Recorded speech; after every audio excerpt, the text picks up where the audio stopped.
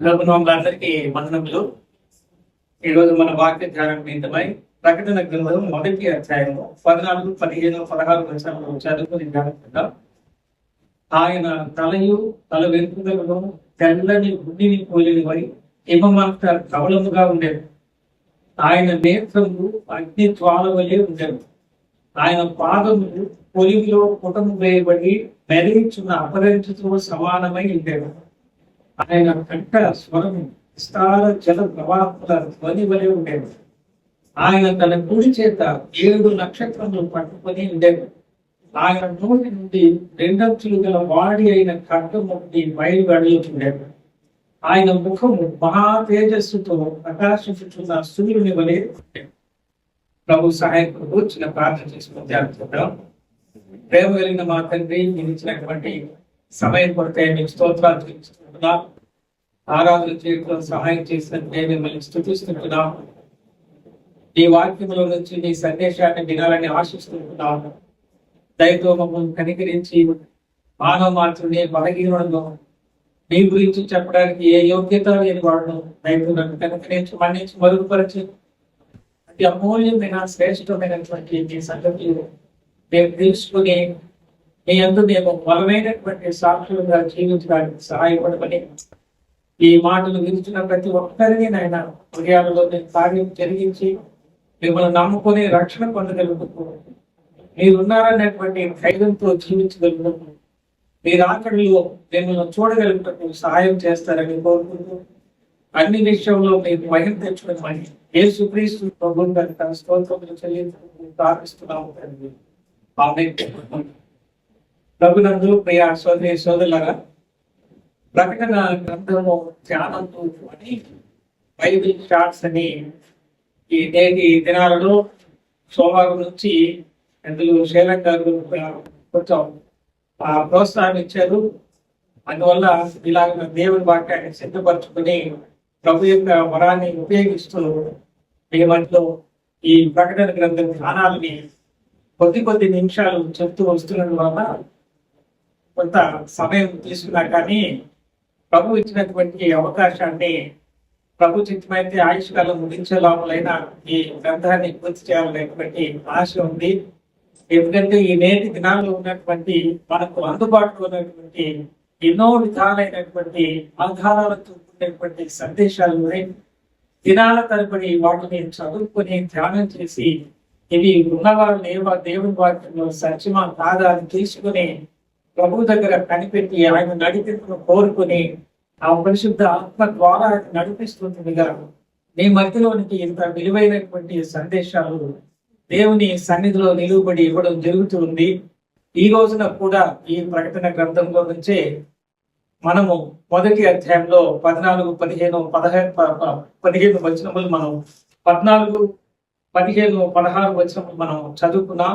ఇందులో ఉన్నటువంటి సందేశాలను ఆధ్యాత్మికమైనటువంటి మన జీవితానికి అవసరమైనటువంటి సందేశం అందులో ఏమైనా ఉందా అనే దృక్పథంతో మనం ఆలోచన చేస్తూ గొప్ప గొప్ప పండితులు ధ్యానం చేస్తూ బైబిల్ గ్రంథాన్ని తెలుసుకోవాలా అనేటువంటి మనసుతో కాకుండా ప్రభువ దీనుదాలని నాకు నా ఆత్మీయతకు అవసరమైన సందేశాన్ని ఇవ్వయ్యా అనేటువంటి ఆలోచనతోటి మనము ధ్యానం చేస్తూ వస్తున్నాము.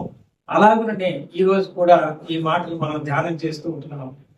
14వ వచనంలో ప్రకటన గ్రంథం 1వ అధ్యాయం 14వ వచనంలో ఆయన తలయు తల వెంట్రుకలను తెల్లని గున్నిని పోలినవై హిమమంత ధవళముగా ఉండెను అనేటువంటి ఈ మాటలో మనం ఏం చూస్తున్నామంటే ఆయన యొక్క తల వెంట్రుకలు తెల్లని గున్ని వలె ఉన్నవి అనే ఆ మాటలోనే ఆయన పండిపోయినటువంటి ఒక వ్యక్తిగా మనకు కనబడుతున్నాడు. ఆయన చాలా పాత వ్యక్తిగా ఉన్నట్టుగా మనకు కనబడుతున్నాడు. అందులో ఈ సృష్టి ఏది లేనప్పుడు ఉన్నటువంటి సజీవుడైనటువంటి ఉన్నవాడు అనువాడునైనటువంటి పరమ తండ్రి అయినటువంటి దేవుని గురించి మనం తెలుసుకుంటున్నాం. మానవులు ఈ లోకంలో చెడిపోయి నరకానికి వెళ్తున్నప్పుడు వారిని తృణీకరించాల్సిన దేవుడు జాలి కలిగి తనకున్నటువంటి అనుభవ జ్ఞానముతోటి తన ఏకైక కుమారుని లోకానికి పంపించి ఆయనను తానే బలిగా అర్పణగా అర్పించి ఆయన రక్తము ద్వారా తనకు కుమార్తెలుగా మనల్ని స్వీకరించడానికి ఆయన పెద్ద మనస్సు ఆ తెల్లని వెంట్రుకలలో మనకు కనబడతా ఉంది. ఆయన పవిత్రతని మనం గమనిస్తూ ఉంటున్నాం. ఆయన చాలా పాతవాడుగా ఉన్నట్టుగా ఇక్కడ మనకు కనబడుతూ ఉంది. ప్రభువైన యేసుక్రీస్తు మొదటి రాకడలో వచ్చినప్పుడు ఆయన గొర్రె పిల్ల వల్లే సాధువుగా పశువుల ఆ తొట్టిలో పడుకున్నటువంటి వాడుగా, సత్రంలో ఉన్నటువంటి వాడుగా, పీదరాలి కుమారుడుగా, కన్య మరియ కుమారుడుగా, ఆ నజరేతులో నుంచి మంచిది ఏది రాదు అనిపించేటువంటి గ్రామస్తుడుగా ఆయన లోకంలో కనిపించాడు. మన వంటి ఆకారంలో మనలాగానే కనబడ్డాడు. మనుషులకున్న అందచందాలు కూడా ఆయనకి లేవు.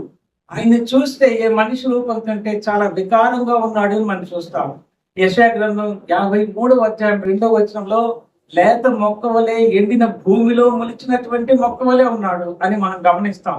లేత మొక్క ఎండిన భూమిలో ఎలాగ బ్రతుకుతుంది అని ఆయనకు జీవం ఉంది. అందుకే లేత మొక్కగా చిగురిస్తున్నటువంటి వ్యక్తిగా మనం గమనించాం. కానీ ఈ భాగంలో మనం అలాగున ఆయనని మనం చూడకూడదు అనేటువంటి మాట మనం చూస్తున్నాం. మనం ఎంతసేపటికి ఆరాధనలో ఆయన యొక్క శరీరంలో చీరలతో కొట్టుబడి రక్త గాయములతో వేదన బాధ అనుభవిస్తూ దూషణ పాలయ్యి వేలాడుతున్న యేసు ప్రభుని ధ్యానం చేసుకుంటూ మనం ఆయన ఆరాధన చేయడం అవసరమే.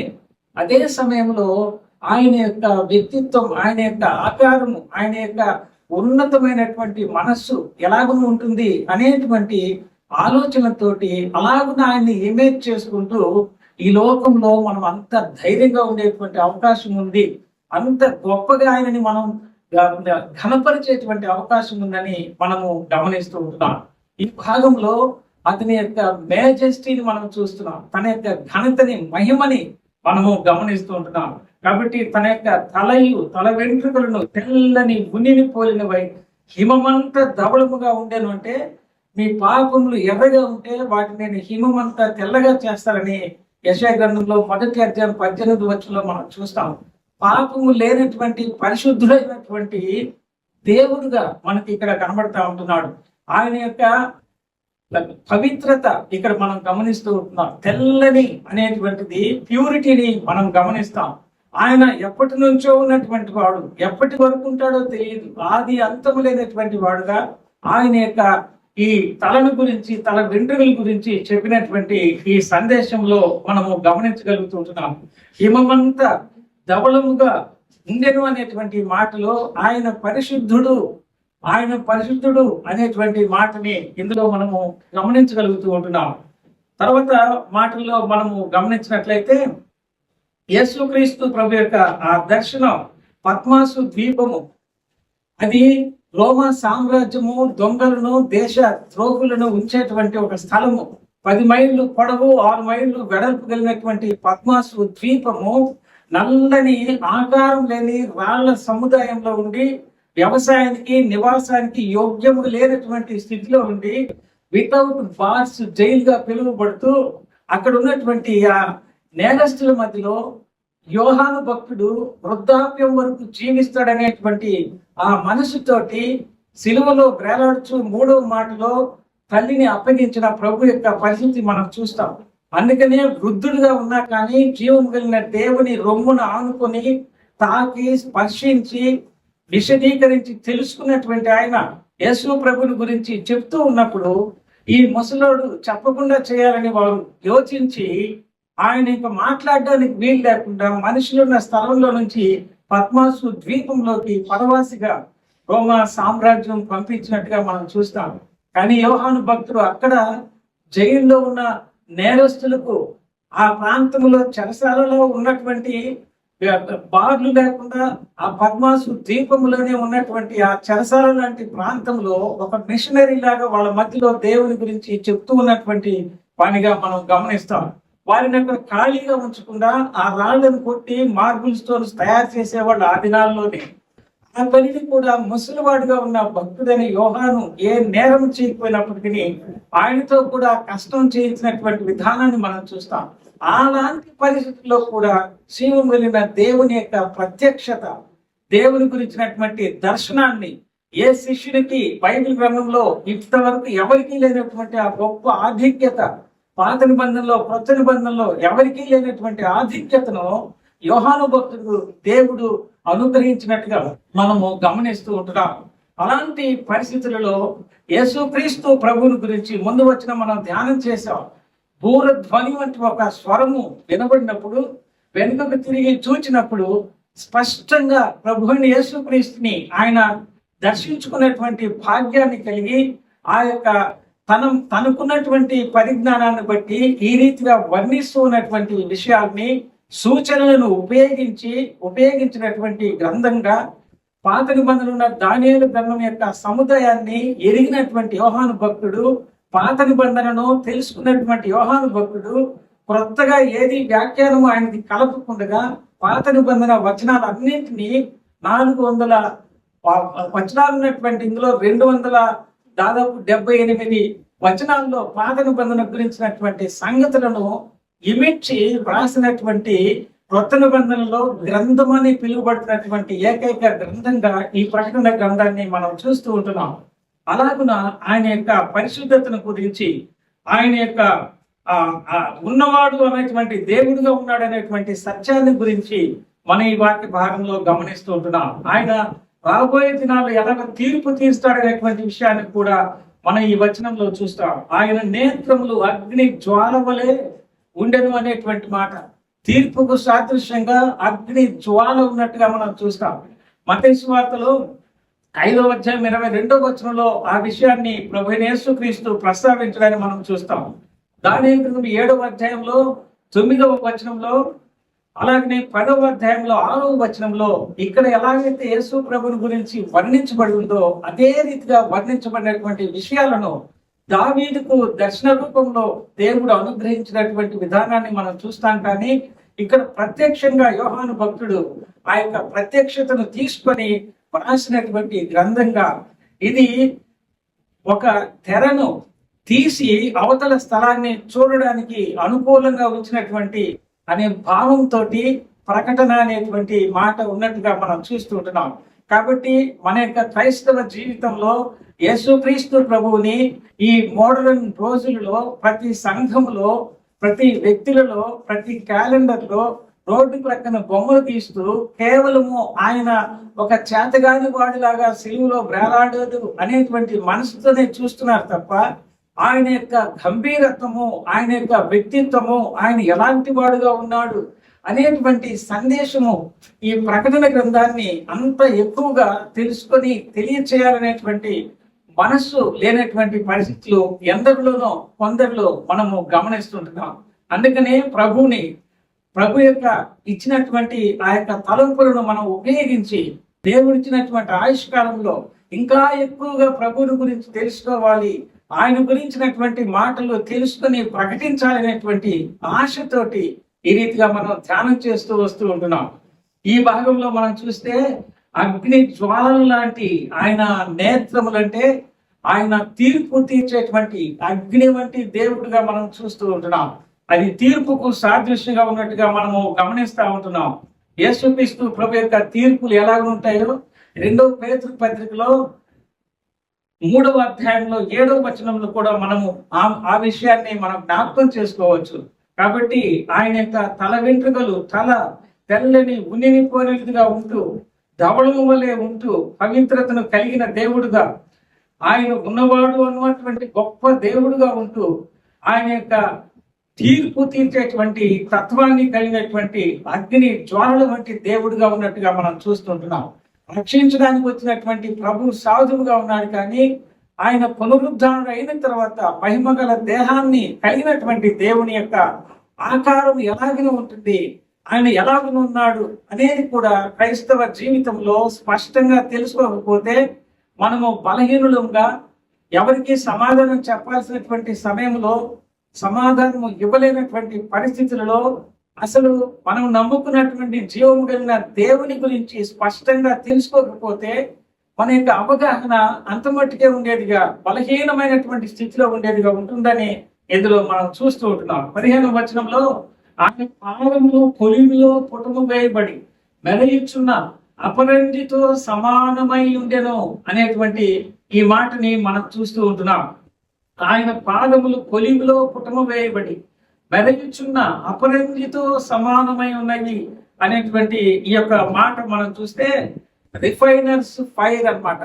ఆ మంటలలోనే దాన్ని ఇంకా రెట్టింపు చేసినటువంటి విధానంలో పుటము వేయబడినటువంటి, అంటే మనము చూడలేనంత వెలుగు ఆ అగ్నిలో మంటలలో మనం చూసినప్పుడు అది ఆ దాని యొక్క రంగు ఎలాగ ఉంటుందంటే మన కంటితో చూడలేనటువంటి తెల్లదనము అగ్ని గుండంలో మనం చూడగలుగుతాం, నిప్పుల కణాలలో మనం చూడగలుగుతాం.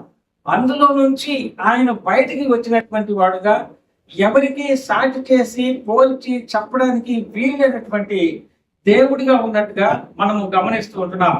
అందులో మనం ఏం గమనిస్తామంటే ఆయన యొక్క తీర్పు తీర్చేటువంటి విధానాన్ని చూస్తూ అదే సమయంలో తన యొక్క త్యాగపూరితమైనటువంటి రీతిలో అగ్నిలో నుంచి మనను రక్షించినటువంటి దేవునిగా మనము గమనించగలుగుతూ ఉంటున్నాం. ఆయన కంఠ స్వరము విస్తార జలముల ఆయన కంఠ స్వరము విస్తార జల ప్రవాహముల ధ్వని వలె ఉండెను అనేటువంటి ఈ మాట ఏదైతే మనం చూస్తుంటున్నామో అందులో మనము ఆయన యొక్క స్టెబిలిటీ, ఆయన యొక్క బలాన్ని ఆయన స్వరములో మనము వినగలుగుతున్నాం, చూడగలుగుతుంటున్నాం. విస్తార జల ప్రవాహము వంటి స్వరము. మరొక దగ్గర దానియేలు గ్రంథంలో చూస్తే జన సమూహముల యొక్క స్వరము అని వివరించబడ్డాన్ని మనం చూస్తాం. ఎంతో మంది ఒకేసారి కేక వేస్తే ఎలాంటి స్వరం ఉంటుందో అలాంటి శబ్దం, కానీ స్పష్టత ఉన్నటువంటి ఆయన మాటలను ఈ వాక్యంలో వివరించడము జరిగినట్టుగా మనం చూస్తూ ఉంటున్నాం. కాబట్టి ఇందులో మనం చూస్తున్నాము పాత నిబంధన కాలంలో వాళ్ళు ఆ బలిపీఠాన్ని ఇత్తడితోటి వాళ్ళు తయారు చేసేవాళ్ళు. బ్రేజర్ ఆల్టర్, ఆ ఇత్తడితో చేసినటువంటి బలిపీఠము, దాని మీద ఎన్ని బలులు అప్పగించినా కానీ ఉన్నటువంటి అన్ని రకాల లోహాలలో బలమైనటువంటి లోహము ఇత్తడిగా మనం చూస్తాం. ఏ లోహానికి తీసిపోయినటువంటి లోహంగా మనం చూస్తాం. ఇనుము బలమైందే కానీ తుప్పు పట్టిపోయే స్వభావం ఉంది. కానీ ఈ ఇత్తడి అనేటువంటిది తుప్పు పట్టదు, ఎప్పటికీ తన ఆకారాన్ని కోల్పోదు, అలాగే ఉంటుంది. దాని శక్తిని కూడా అది కోల్పోదు. అందుకోసమే దేవుడు పాత నిబంధనలో బలిపీఠానికి ఉపయోగించినటువంటి లోహము ఏదైనా ఉంది అని అంటే మిగిలిన లోహాలన్నింటిలోకి బలమైనటువంటిదిగా ఇత్తడిని మనము గమనిస్తాం. కాబట్టి యేసుక్రీస్తు ప్రభు యొక్క పాదములు మనం గమనిస్తూ ఉంటున్నాం ఇక్కడ.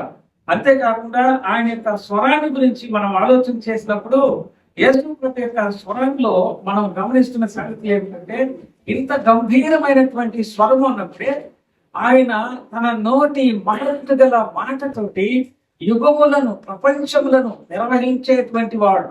ఏ దేశంలో ఉన్న వారికైనా ఎక్కడ ఉన్నటువంటి వాళ్ళకైనా ఆయన హృదయాలలో కూడా ఆయన శబ్దం ప్రతిధ్వనించేటట్లు జీవం కలిగినటువంటి ఆయన వాక్యము జీవ నది వలె వారి హృదయాలలో మనసులలో దూరి పనిచేసేటువంటి విధానం కలిగినటువంటిదిగా మనం చూస్తున్నాం. మన స్థానిక సంఘాలలో జీవము కలిగిన దేవుని యొక్క వాక్యము సమృద్ధిగా ఉండాలి. మన హృదయాలలో మన గృహాలలో సమృద్ధిగా నివాసం ఉండేటట్టుగా చూసుకోవాలి. మన తలంపులలో ఆయన కూర్చున్నటువంటి ఆయన మాటల్లో కూర్చున్నటువంటి తలంపులు మనకి ఎంత సమృద్ధిగా ఉంటే అంత ధైర్యంగా ఈ లోకంలో దేనిలోనైనా రాణించగలిగినటువంటి వాళ్ళగా ఉంటాం. ఓటమి లోకంలో ఉన్నటువంటి వాళ్ళకు ఉంటుంది, కానీ అసలు జీవము కలిగినటువంటి దేవుని పిల్లలుగా ఉన్నటువంటి మనకు ఓటమి అంటే ఏంటో తెలియకుండా ఉండాలి అంటే ఆయన గురించినటువంటి సంగతులు మనం స్పష్టంగా తెలుసుకున్నప్పుడు మాత్రమే ధీమాగా ధైర్యంగా దేనినైనా మనం ఎదుర్కోగలిగిన వాళ్ళగా ఉంటాం. అలాంటి స్వరంలో మనం ఏం గమనిస్తామంటే అందులో మన ధ్యానం కొరకు హిస్ పవర్ అండ్ మెజెస్టీ, తన యొక్క మహిమని, తన యొక్క ఆ శక్తిని, తన యొక్క అధికారాన్ని మనం చూస్తూ ఉంటున్నాం. అధికార పూర్వకమైనటువంటి తన యొక్క స్వరం. దయ్యములను అధికారంతో వెళ్ళగొట్టాడు, రోగములను అధికారంతో వెళ్ళగొట్టాడు, నీళ్లను అధికారంతో గద్దించాడు, క్రూరమైనటువంటి మృగాలను పాత నిబంధనలో కొత్త నిబంధనలో తను మౌనంగా ఉన్నప్పటికీ ఆయన గద్దించినటువంటి వాడిగా మనం చూస్తాం. కాబట్టి ఆయన స్వరములో ఏముంది అని అంటే అధికారం ఉంది, మనం ఆయన స్వరానికి మనం అప్పగించుకున్నప్పుడు మనం మాట్లాడాల్సినటువంటి సమయంలో అధికార స్వరాన్ని, మెల్లని స్వరాన్ని హృదయాల్లో ఇచ్చి మన నోటికి అందించి ఎవరి దగ్గర ఎలాగను మాట్లాడగలరో అలాగను ఆయన మాట్లాడించగలిగినటువంటి వాడు. అందుకని ఆయన అధికారం కలిగినటువంటి స్వరాన్ని, ఆయన యొక్క మహిమ కలిగినటువంటి స్వరాన్ని ఈ యొక్క 15వ వచనంలో మనం గమనిస్తూ ఉంటున్నాం. 16వ వచనంలో ఆయన తన కుడి చేత 7 నక్షత్రములు పట్టుకొని ఉండెను అని మనం చూస్తాం.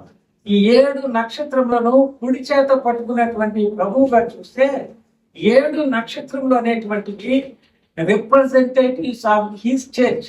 ఆయన సంఘములో ఆయనకు ప్రతినిధులుగా ఉన్నటువంటి సేవకులను సాదృశ్యంగా 7 నక్షత్రములను తన కుడి చేతితో పట్టుకున్నట్టుగా మనం చూస్తాం. ఆయన కుడి చేతితో పట్టుకొని మనను బలపరిచేటువంటి దేవునికి బలమైనటువంటి ఆయన చేతులలో ప్రతి సంఘములో ఉన్న సేవకులను తన యొక్క అధీనంలో ఉంచుకొని తన యొక్క మహిమ కలిగినటువంటి దేవుని యొక్క వాక్యాన్ని ప్రకటించేటువంటి దేవునిగా ఎన్ని సంఘాలు, ఎన్ని స్థానిక సంఘాలు, ఎన్ని ఊర్లలో, ఎన్ని దేశాలలో ఉన్నప్పటికీ ఆయన యొక్క చేతిలో ఆయన ఉంచుకున్నటువంటి, ఆయన కంట్రోల్లో ఉంచుకున్నటువంటి దేవునిగా ఈ వచనంలో మనం గమనిస్తూ ఉంటున్నాం. కాబట్టి మనము చేస్తున్నటువంటి సేవ, మనము మాట్లాడుతున్నటువంటి ఆయన మాటలు, మనం ఉపయోగిస్తున్నటువంటి భాష ఏదైనా కానీ మన లోపట ఉన్నటువంటి తన పరిశుద్ధ ఆత్మ ద్వారా ఆయన మాట్లాడుతూ ఉన్నాడు. ఆయన అధీనంలో మనం ఉన్నాము.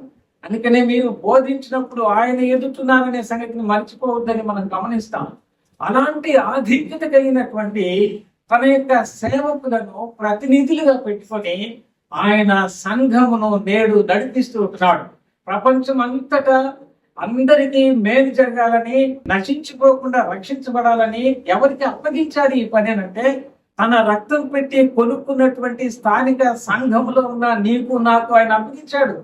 మనంతట మనం మాట్లాడలేం, మనకు రాదు. కానీ ఆయన తన కుడి చేత్తో మనల్ని పట్టుకొని నడిపిస్తున్నటువంటి దేవునిగా మనము గమనిస్తుంటున్నాం. అన్ని స్థానిక సంఘాల యొక్క కంట్రోల్ దేవుని చేతిలో ఉన్నట్టుగా మనం గమనిస్తుంటున్నాం. అందుకనే సంఘాన్ని గురించి శరీరం అని, ఆయన శిరస్సు అని, ఆయన నడిపించినట్టు నడవాల్సినటువంటి వారంగా ఉన్నాము అని మనము ఇంకా విస్తృతంగా ఆయన సంఘాన్ని గురించి, ఆయన గురించి కూడా మనము ధ్యానం చేయవచ్చు. ఈ మాటలు మనం గమనించినట్లయితే ఆయన యొక్క నక్షత్రం 7 నక్షత్రాలు పట్టుకొని ఉన్నటువంటి ఆయన కుడి చేతిని మనం చూస్తున్నాం. ఆయన నోటి నుండి 2 అంచులు గల వాడి అయిన ఖడ్గం ఒకటి బయలువెడలుచుండెను. ఆయన ముఖము మహా తేజస్సుతో ప్రకాశించుచున్న సూర్యుని వలె ఉండేనని చూస్తున్నాం. ఈ భాగంలో ఆయన నోటి నుండి 2 అంచులు గల వాడి అయిన ఖడ్గం ఒకటి బయలు వెడలుచుండెను. దేవుని వాక్యము 2 అంచులు కలిగిన ఎటువంటి పదునైన ఖడ్గము కంటే పదునైనదిగా ఉంటూ ప్రాణాత్మలను, మూలుగులను విభజించినంతగా లోపలికి వెళ్ళి మన యొక్క మనస్సులను మార్చి దేవునికి అనుకూలంగా పరిశుద్ధతనిచ్చేదిగా దేవుని వాక్యాన్ని గురించి వివరణ మనం చూస్తాం. ఇక్కడ ఒకటి మనం ఎప్పుడు కూడా గమనించాల్సింది ఏంటంటే, it has no handle, without handle weapon. ఇది 2 అంచులు కలిగిన ఖడ్గం అంటే without cutting yourself you will not speak to others. అది నీవు పట్టుకున్నప్పుడు నీకు గాయం అవుతుంది ఖచ్చితంగా. అది మనం ఇమాజిన్ చేసుకోవాలి. 2 అంచులు కలిగిన ఖడ్గమే, కానీ 2 ప్రక్కల ఎటువంటి పదునైనటువంటి ఖడ్గంకు పోల్చలేనటువంటి ఆ పదునైనటువంటి ఖడ్గంగా మన కళ్ళ ఎదుట దాన్ని పెట్టుకున్నప్పుడు, దాన్ని వాడేటప్పుడు ఈ రీతిగా ఆయన పక్షంగా నిలువబడి వాక్యం చెప్పేటప్పుడు without cutting hours we have no authority to tell to others. మనం పట్టుకున్నటువంటి ఆ కత్తి ద్వారా మన చేతులకు గాయం ఖచ్చితంగా అవుతుంది. దానికి హ్యాండిల్ లేదు. అది దేవుని యొక్క వాక్యం. దానిని ఆయన నోట నుంచి ఆయన ఉపయోగిస్తున్నాడంటే, మన నోట నుంచి మనం దేవుని మాటలు వినిపించేటప్పుడు మొదట మనలను అది కోస్తుంది, తర్వాత ఇతరులను కోసేదిగా మనం చూస్తూ ఉంటున్నాం. అనగా హృదయాలను, ప్రాణాత్మ మూలుగులను ఎటువంటి ఆపరేషన్ లో చేయలేనటువంటి రీతిగా అది లోపటకు దూరి మనను బాగు చేసేదిగా మనం చూస్తూ ఉంటున్నాం. అలాంటి 2 అంచులు కలిగిన ఖడ్గముతోటి దేవుడు మాట్లాడుతున్నప్పుడు నీవు మారు మనసు పొందలేదు అనంటే అంతకంటే దౌర్భాగ్యం ఇంకొకటి లేదు. జీవం కలిగిన దేవుని యొక్క వాక్యం కొన్నిసార్లు సేవకులు ప్రకటన చేసేటప్పుడు దేవుని అధికారపూర్వకమైనటువంటి స్వరము గద్దింపు ద్వారా వస్తుంది తప్ప వాళ్ళకి నీ గురించి ఏమీ తెలియదు. ఆ వాక్యం ఉండేటువంటి the nature of this kind of sword is that only. ఆ కత్తికి ఉన్నటువంటి స్వభావమే అది. మనం పట్టుకోలేము, దాన్ని పట్టుకుంటే మనకు గాయం అవుతుంది. గాయం అయిన తర్వాత ఇంకొకరికి గాయం చేసేదానికి అవకాశం ఉంది. అది మనం గమనించము. అది ఈ రోజున మనం గమనిస్తూ ఉంటున్నాం. రెండంచులు కలిగినటువంటి ఖడ్గము వంటిది ఆయన నోట నుంచి రెండంచులు గల వాడి అయిన ఖడ్గం ఒకటి బయలు వెడలుచుండెను అని అంటే ఎలా ఉందో ఒకసారి చూడండి. యేసు ప్రభువుని ఆయన ప్రత్యక్షంగా అలాగా చూచినటువంటి అనుభవాన్ని కలిగి వివరిస్తూ ఉన్నప్పుడు ఆయన మనసుకు ఇలాగున అనిపించింది. ఇదే మాటల్ని దానియేలు గ్రంథంలో కూడా మనం గమనిస్తాము. కాబట్టి యోహాను భక్తుడు కొత్తగా తన వ్యాఖ్యానాన్ని చూపించడం లేదు, కానీ పొల్లైనా సున్నైనా తీసివేయడానికి వీలైనటువంటి పరిశుద్ధ గ్రంథంలో చరిత్రాత్మకంగా ఉన్నటువంటి సంగతులు, దర్శనములో దాచినటువంటి విషయాలనే అవే ప్రస్తావిస్తూ ఉన్నాడు. పాత నిబంధనలో కాండంలో ఉన్నటువంటి సంగతులను కూడా ఈ ప్రకటన గ్రంథంలో ఉపయోగిస్తూ ఉంటున్నాడు. మనము పాత నిబంధనని మనసులో పెట్టుకొని ఈ ప్రకటన గ్రంథాన్ని చదివినా ధ్యానం చేసినా సులభంగా అర్థమవుతుంది. అలాగున తన యొక్క నోట నుంచి పదునైనటువంటి రెండంచులు గల ఖడ్గము బయలువెడలుచున్నటువంటి ఆ సందర్భాన్ని యోహాను భక్తుడు చూచినట్టుగా మనం చూస్తూ ఉంటున్నాం. 2-edged sword without handling weapon అనేది ఇందులో మనం గమనిస్తూ ఉంటున్నాం. చివరిగా మనం 16వ వచనంలో ఏం చూస్తామంటే, ఆయన ముఖం మహా తేజస్సుతో ప్రకాశించుచున్న సూర్యుని వలె ఉండెను అనేటువంటి ఈ మాటని మనము గమనిస్తూ ఉంటున్నాం. అంటే షైనింగ్ అనేటువంటిది ఒక బలాన్ని సూచించేదిగా మనం గమనిస్తూ ఉంటున్నాం. ముఖము ప్రాణాలు తీసుకొని దిగులుతో విచారంతో ఉన్నటువంటిది కాదు క్రైస్తవ్యం. తినడానికి ఆ పూటకి ఏమీ లేకపోయినా కూడా దేవుడు పోషిస్తాడని ఆయన కొరకు ఎదురు చూచేటువంటి పౌరుషం కలిగిన పవిత్రమైనటువంటి క్రైస్తవ్యం. ఏలియా ఇంకా చనిపోదాలని బాబు దగ్గరికి వెళ్ళాడు, కానీ దేవుడు రొట్టెలను మాంసాన్ని పంపించి పోషించి బలాన్ని తెచ్చుకొని ముందు ప్రయాణం ఉంది, నీ సేవ ఇంకా ఎంతో ఉందని బలపరిచినటువంటి దేవునిగా మనం చూస్తాం. మనం ఈ లోకంలో ఉన్నటువంటి వాళ్ళకు భయపడి వీళ్ళకి ముఖస్థితిగా మాట్లాడాల్సినటువంటి అక్కర లేదు. We have individuality before the presence of God. We are appointed by himself. ఆయనే మనల్ని ఏర్పాటు చేశాడు. ఆయన సముఖంలో ఆయన సన్నిధిలో మనం నిలువబడి ఉంటున్నాం. మనుషులు ఎవరికి మనము భయపడాల్సినటువంటి పని లేదు. మనం మాట్లాడేటువంటి మాటలు జీవమైన దేవుని స్పష్టంగా తెలుసుకొని చెప్పగలిగిన నాడు, బైబిల్ గ్రంథంలో చూపించగలిగిన నాడు, మన యొక్క ధ్యానము చక్కగా మనం చూడగలిగినప్పుడు మాత్రమే ఆ ముఖము తేజస్సుని మనం చూడగలిగిన వాళ్ళంగా ఉంటాం. అయా నీ ముఖ కాంతిలో నా పాపాలు కనబడుతున్నాయి, క్షమించు అన్నాడు భక్తుడు. ఆయన జీవం కలిగిన వాక్యం చెప్తున్నటువంటి వ్యక్తులు ఎలాంటి ముఖం కలిగిన వాళ్ళైనప్పటికీ మన బలహీనతలను బట్టి ఈయన ఏం చెప్పగలుగుతాడు, ఈయన ఇలాగనున్నాడనే మనిషి ముఖాన్ని మనం చూస్తాం. We should not look the faces of the preachers. మనం చూడాల్సింది, మనం ఇమాజిన్ చేయాల్సింది ఆయనలో నుంచి వస్తున్నటువంటి ఆ మాటల ఫోకస్ ని మనం చూడాలి. ఆ దేవుని యొక్క ముఖాన్ని, ఆ తేజస్సుని మనం చూడాలి. అందుకనే వ్రాయబడింది, సమీపించడానికి తేజస్సులో ఉన్నటువంటి అమరత్వంలో ఉన్నటువంటి ఆయన మన కొరకు తాను తగ్గించుకుని వచ్చిన వాడుగా మనం చూస్తాం. ఆయన చుట్టూ, ఆ ముఖము చుట్టూ ఉన్నటువంటి ఆ తేజస్సుని చూడలేనటువంటి విధానాన్ని మనం చూస్తున్నాం. కానీ భక్తుడు వర్ణనలో ఆయన యొక్క ప్రత్యక్షతను చూచినటువంటి వాడుగా చూపిస్తున్నప్పుడు అందులో మనం ఏం చూస్తున్నామంటే ఆయన ఆధిపత్యాన్ని మనం చూడగలుగుతుంటున్నాం. ఆయన ఎంతో గొప్ప దేవుడు అని మనం చూడగలుగుతున్నాం. ఆయనకి ఏ విధమైన ఆర్టిఫిషియల్ లైట్, ఎక్స్టర్నల్ కరెంటు ఆయనకు అక్కర్లేదు. ఇంద్రధనుసు ఆయనకు అక్కర్లేదు. సూర్యకాంతి ఆయనకు అక్కర్లేదు. He himself is called as sun. ఆయనే సూర్యుడు. మిట్ట మధ్యాహ్నం ఈ మే నెలలో బయటికి వెళ్ళి మిట్ట మధ్యాహ్నం పైకి సెంటర్లో ఉన్న సూర్యుని మనం చూడగలుగుతామా? చూస్తే మన కళ్ళు కనబడతాయా? చూడలేము. ఈ సూర్యునే మనం చూడలేకపోతే ఆయన ఇంత గొప్ప తేజస్సుతో ఉంటే ఆయన్ని ఎలాగ చూడగలుగుతావు? మనం వెంబడిస్తున్నటువంటిది అలాంటి దేవుణ్ణి, మన లోపల ఉన్నటువంటి దేవుడు అలాంటి వాడు. ఆ ఫోకస్ తోటి ఆ ఇమేజ్ ని మనం తెలుసుకుంటూ జ్ఞాపకం చేసుకుంటున్నప్పుడు ఈ లోకంలో సాధువుగా నడిచినట్టే ఉంటాము, సాధువుగా మాట్లాడినట్టే ఉంటాము. But we have such kind of God in our cells అనే మనస్సు మనలో ఉంటుంది. అప్పుడే మనం ధైర్యంగా ఆయన కోసం జీవించగలం. ఇది తాత్కాలికమైన లిమిటెడ్ పీరియడ్ తో ఉండే శరీరం మాత్రమే. మన ఆత్మనేత్రాలతోటి ఆయనను అలాగా దర్శించుకుంటూ ఉన్నప్పుడు ఎంత ఆనందపడతామో ఈ వాక్యంలో మనం గమనిస్తూ ఉంటున్నాం. కాబట్టి షైనింగ్ స్ట్రెంగ్త్ అనేది ఆయన ముఖంలో ఉన్నటువంటి ఆ తేజస్సుని గురించి భక్తుని ద్వారా పరిశుద్ధాత్మ దేవుడు మనము నేర్చుకోవడానికి ఈ దినాలలో వ్రాయించి పెట్టి నేటి దినాలలో మనం ఇవి ధ్యానం చేసుకుంటూ ఉన్నట్టుగా మనం గమనిస్తూ ఉంటున్నాం. ఈ యొక్క 3 వచనాలు ధ్యానంలో మనం చూస్తే సారాంశంలో మనం ఏం నేర్చుకున్నాము అనేది మనం గమనించినట్లయితే ఈ రోజు ఉన్నటువంటి వాక్యంలో దేవుడు మనకు ఏమి ఇచ్చాడు, మనం ఏం నేర్చుకున్నది మనం గమనించినట్లయితే స్ట్రెంగ్త్, మేజెస్టీ, దేవునికి బలం ఉంది, మహిమ ఉంది. కోల్పోయిన పాపం ద్వారా మహిమని దేవుడు మనకు అనుగ్రహించాడు. శక్తి లేనటువంటి వారంగా మనం ఉన్నప్పుడు, భక్తిహీనులుగా మనం ఉన్నప్పుడు తన పునరుద్ధాన శక్తిని మనకిచ్చి పాపం చేయకుండా మనల్ని కాపాడుతూ ఉన్నటువంటి దేవుడిగా మనం చూస్తూ ఉంటాం.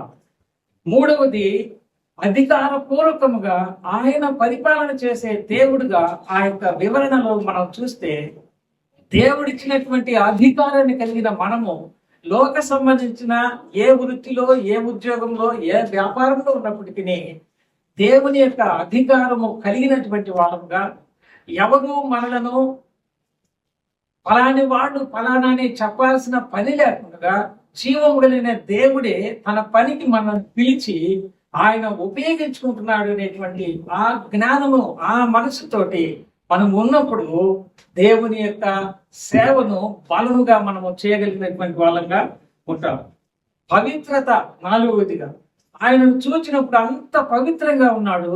ఆ పవిత్రతను తన రక్తము పెట్టి మనల్ని కొనుక్కొని యేసు రక్తము ప్రతి పాపము నుంచి మనల్ని కడిగి పవిత్రపరిచింది అని మనం చూస్తాం. చివరిగా 2వ కొరింథీ పత్రికలో 5వ అధ్యాయం 16వ వచనం ఒకటి మనం చదువుదాం. 2వ కొరింథీ రాసిన పత్రిక 5వ అధ్యాయం 16వ వచనం. కావున ఇక మీదట మేము శరీర రీతిగా ఎవరినైనాను ఎరుగము, మేము క్రీస్తును శరీర రీతిగా ఎరిగి ఉంటున్నాను. ఇక మీదట ఎంత స్పష్టంగా అపోస్తలుడైన పౌలు గారు యేసుక్రీస్తు ప్రభుని గురించి ఎలాగ రాస్తున్నాడు అని అంటే, కావున ఇక మీదట మేము శరీర రీతిగా ఎవరినైనాను ఎరుగము, మేము క్రీస్తును శరీర రీతిగా ఎరిగి ఉండినను ఇక మీదట ఆయనను అలాగూ ఎరుగము. అంటే ప్రతి క్రైస్తవుడు యేసుక్రీస్తు ప్రభు శరీరధారిగా వచ్చినప్పుడు మాత్రమే మనసులో ఉంచుకోకూడదు. అది మాత్రమే మనం ఉంచుకొని ఆయన ఆరాధన చేయడం మంచిదే, కానీ కేవలము అదే మన యొక్క మనసులో లిమిటెడ్ కాకూడదు. అది పౌలు గారు ఇక్కడ అంటున్నాడు. రక్షణ పొందిన సంఘంలో ఉన్నటువంటి దేవుని ప్రజలను మిమ్మల్ని కూడా శరీర రీతిగా మేము ఎరుగము. ఇక్కడ బంధువులని, అన్నదమ్ములని, అక్కచెల్లని, భార్య భర్తలని, తల్లిదండ్రులని లేదు. మేము మిమ్మల్ని అలాగే చూడట్లేదు. మహిమ కలిగినటువంటి దేవుని కుమారులుగా, కుమార్తెలుగా మేము మిమ్మల్ని చూస్తున్నాం.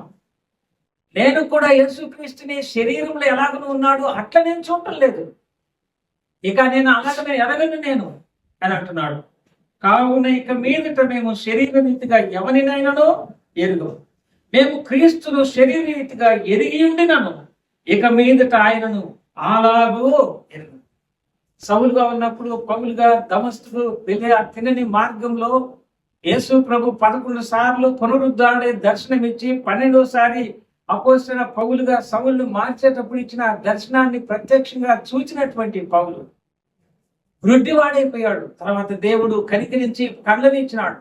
అలాంటి ఆయన నేను ఇంకా అట్లా చూడను అంటున్నాడు. మనం కూడా యేసుక్రీస్తు ప్రభువు సిలువ మెడలో ధరించుకున్న ఆయన మాటలలో ఆయన ధ్యానం చేస్తూ ఆయన గురించినటువంటి ధ్యానాలను మనం చేస్తూ ఆయన్ను పూజిస్తూ ఆరాధిస్తున్నప్పటికీ మనము కేవలము ఆయన ప్రేమతో వచ్చిన ఆ శరీరాన్ని మాత్రమే మనం చూడకూడదని ఇక్కడ పౌలు గారు చెబుతున్నారు. ఆయనను తలంచుకుంటూనే ఇప్పటి వరకు ప్రకటన గ్రంథం ఎలాగైతే మనం చూచామో, ఏది వచ్చినా కూడా అగ్నితోటి దహించి వేస్తూ పాత మందులు ఇశ్రాయేలీలను రాత్రి వేళ అగ్ని స్తంభంలో ఉండి క్రూర మృగాలను సమీపించడానికి వీలు లేకుండా ఉంటూ వారికి దారి చూపించడానికి ఉపయోగించాడు కదా. మేఘ స్తంభంగా ఉండి ఎండ దెబ్బ తగలకుండా వారిని నడిపించాడు కదా. మనుషులు త్రోవలేనటువంటి దారిలో చెప్పులు అరిగిపోకుండా, బట్టలు మాసిపోకుండా ఆయన నడిపించాడు కదా. అలాంటి దేవుణ్ణి మనం ఆలోచన చేయాలి. అలాగనే ఆలోచన చేస్తూ మన ఆత్మీయతను కాపాడుకుంటూ దేవుడు మనకి ఇచ్చిన రక్షణను కాపాడుకోవచ్చు. శుభ్రమైన స్పష్టమైన మాటలతోటి హృదయాలను తలంపులను నింపుకుంటూ ప్రభువు కొరకు నా ప్రభువు ఇలాంటి వాడా అనేటువంటి ధైర్యంతో మనము ముందుకు సాగాలని ఈ చిన్న ధ్యానంలో మనం చూస్తున్నాం. అలాగే నా ప్రభు మనలను నడిపించుకుంటాం. Thank you.